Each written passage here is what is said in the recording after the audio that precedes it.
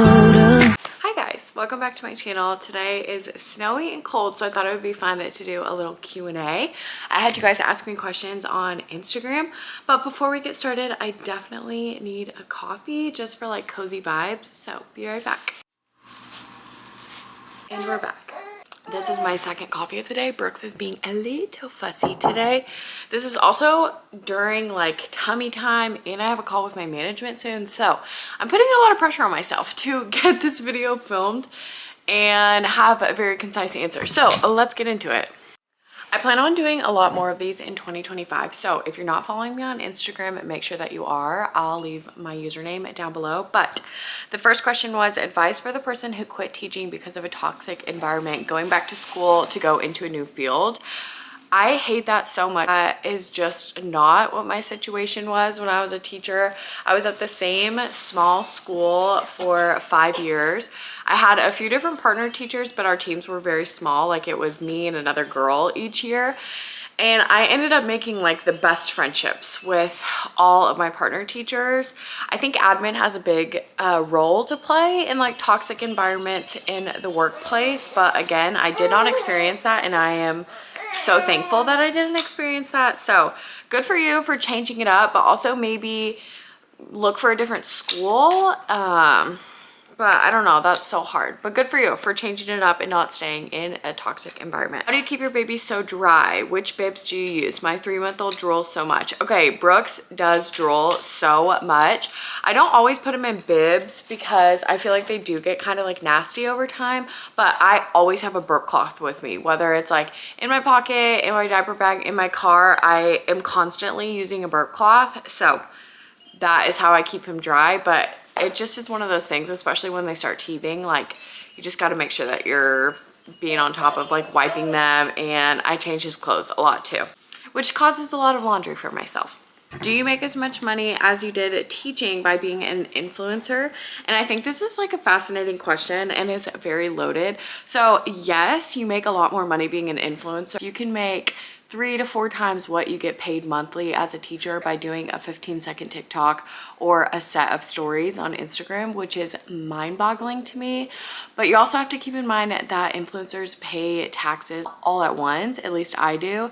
So all of my money that I make is pre-taxed, and then when tax season rolls around, I pay a big chunk of that back to the government. The most blessing of a job. It's such a dream job. I get to stay home and raise my babies while still helping contribute financially. So if you're looking to start getting into social media, just start posting your life, because you never know how your life could change.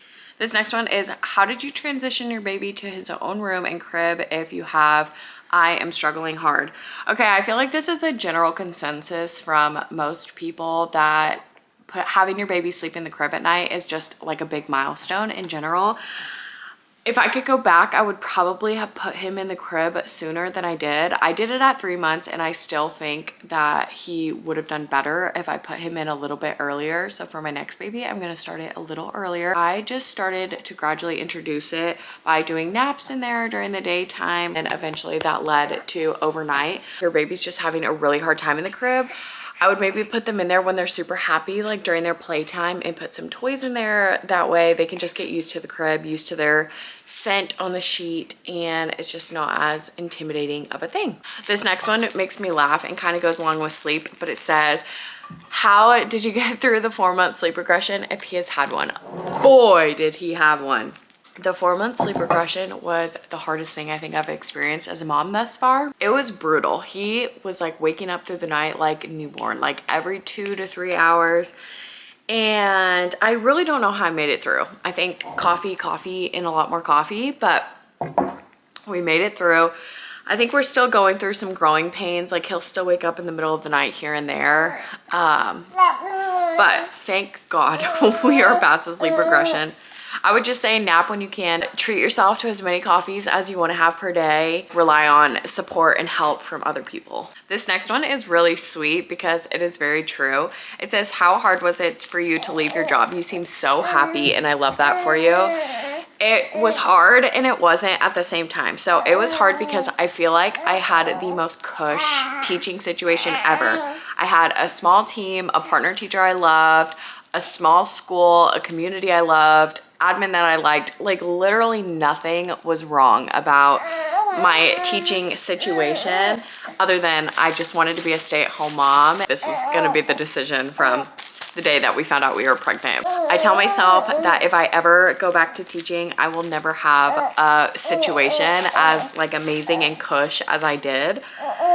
But for the time being, I love being a stay-at-home mom. I'm just gonna keep doing my social media thing and raising my babies, and there is nothing in this life that I want more than to do that. So we're just gonna keep doing that as long as we can. It says, which stroller do you recommend? So I have the UPPAbaby Vista V2 and I really do like it, but I think different strollers serve different purposes. So for me personally, I like the UPPAbaby because I have the time to like change the attachments and like use it to go run errands. But I would say like if you have a baby that you're taking to and from daycare every day, I think the Duna would definitely be a better option just for like accessibility and convenience of it.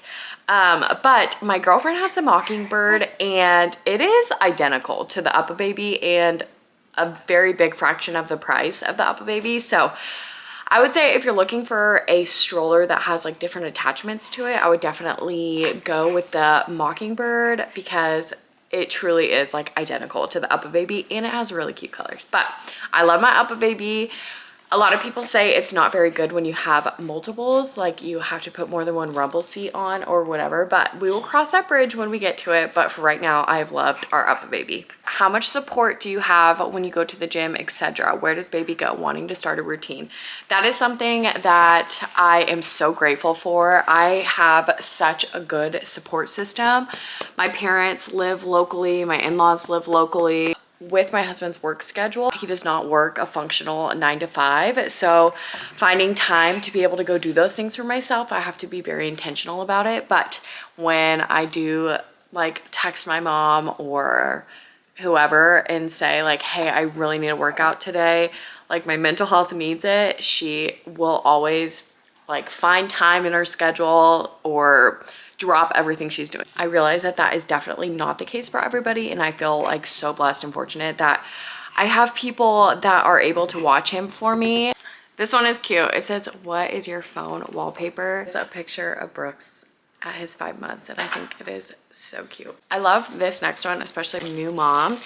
It says, when did you feel like you were finally on a schedule with naps and wake windows? Okay, I feel like my head was just kind of like spinning and I felt like I had no routine and no structure when it came to like the scheduling of things until around like month 3. I feel like month 3 is when he started taking like his morning nap, his afternoon nap, and things got pretty consistent.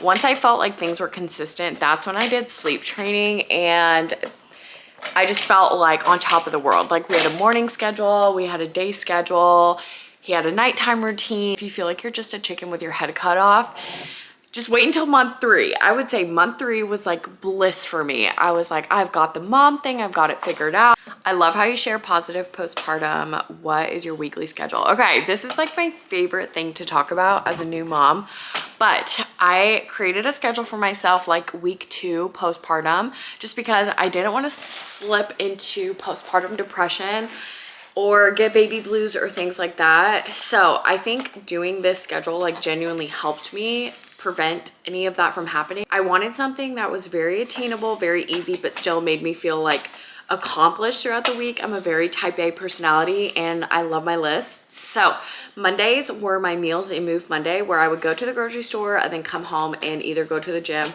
or go for a walk. Tuesdays Treat Tuesday, where I would just go to the coffee shop and get myself a coffee or go to the mall, get him a onesie, something small. It doesn't have to be expensive. I feel like there's a big misconception that as stay-at-home moms, like we spend so much money. And I feel like I spend less money now just because I'm so busy with him throughout the day. Wednesdays are With Someone Wednesday, where we try to go to Little Gym, Play Street, the library. We just try to be with someone this day, whether it's like a friend or a family member. That is Wednesday. Thursday is Tidy Thursday, which is like slowly becoming one of my favorite days. But it's like if I get behind on housework throughout the week, it's okay because Thursdays I do like a huge reset of the entire house. And it just feels so good going into the weekend with a super clean house, all the laundry done, things like that. Then Friday is Fun Friday, where sometimes I'll go out and do things. And then sometimes if my husband is off, we'll just like stay home as a family and like go to dinner that night or go to grandparents' house or whatever. And then Saturday and Sunday are just kind of like whatever the day brings. I like to call them like sleep Saturday and Sunday because if my husband is off, then that's when I catch up on my sleep. But yeah, that is my weekly schedule and I feel like it has helped so much postpartum, and I will definitely be doing that with all of my babies postpartum. And that's kind of like how I structure my day as a stay-at-home mom now, and it is the best. This next one is about my management. It said, how did you get signed as an influencer? Has your agency been helpful with brands? I was reached out to by my agency like I want to say a full calendar year ago, and I just like was not ready to sign with a management company. And then when I decided to step out of teaching, I decided that I was ready to have a manager and like have someone manage everything on the back end that is not fun. And it has been the best decision that I have ever made. I feel like I'm able to just be a lot more creative now and create content, which is what I love to do. I love the creative aspect of this job. And my manager is amazing. She handles like most of my brand deals. And then if I get an email from a brand or if I get a DM on Instagram of a brand like wanting to work together, literally all I do is like forward the email to her and she handles all the negotiations, the payment, everything. It is the best thing in the world. If you're looking to be represented by management, it doesn't hurt to reach out to them and maybe see if they are signing anybody new, but it's been the best thing ever. I saw your story about Brooks eating. Are you doing baby-led weaning or purees? How are you approaching the feeding journey? Okay, so I recently posted about Brooks eating food for the first time. I'm so excited about it. He's 5 months old now and he is like sitting up, but it's just like not sitting up independently for a long time. But he's just so interested in everything that I'm eating and I just feel ready. So I'm starting super easy this month with like purees and oatmeals and things like that to get him used to like eating with a spoon and sitting in his high chair and things like that. And then once he is 6 months in a few weeks and can fully sit up on his own, that's when we'll start the baby-led weaning, like introducing whole foods, avocado, toast, whatever you do. But I am documenting like the whole series on TikTok, so if you're not following me on TikTok, go follow me over there. But I'm excited. I can't wait to like see him try new things. But we're starting off soft with, I guess I'm doing like a combo of everything. We're starting off with like purees and things like that, and then eventually jumping in to baby-led weaning. It's gonna be the last question, but it says, any encouraging words for my first birth? I am so nervous. Okay. It is the best thing ever. Birth is definitely challenging, but having your baby earthside, you forget about literally any challenge or complication or terrible thing that you experience during your pregnancy when you're holding your baby and your baby is here. It's just like nothing else matters in the entire world, but you're gonna do great. Everything is gonna go smooth. I hope you and your baby have a healthy delivery and that you love motherhood. Those are all the questions that I have time for, but thanks so much for watching and I'll see you in the next one. Bye. I remember when we were still